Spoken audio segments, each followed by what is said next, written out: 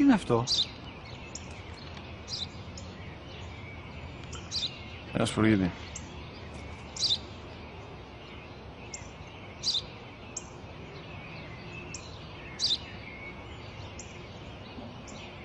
Τι είναι αυτό?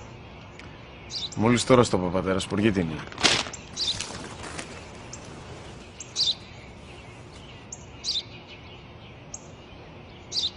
Τι είναι αυτό? Ένα σπουργίτη είναι, πατέρα. Ένα σπουργίτη. Σπου-γι-τι!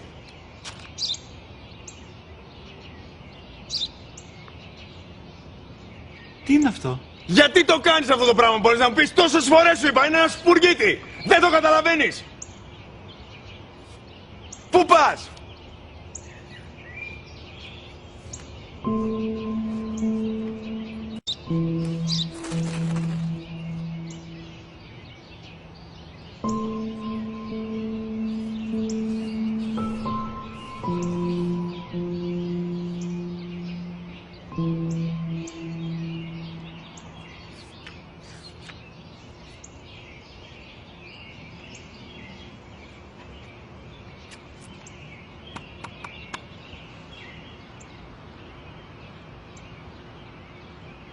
Δυνατά.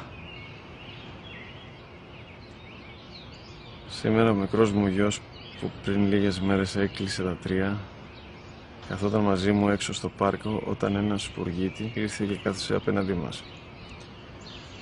Ο γιος μου με ρώτησε 21 φορές τι ήταν αυτό και το απάντησα και τις 21 φορές ότι ήταν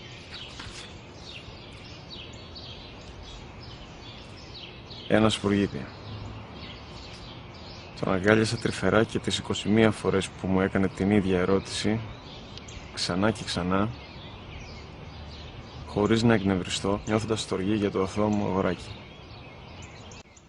وَقَضَى رَبُّكَ أَلَّا تَعْبُدُوا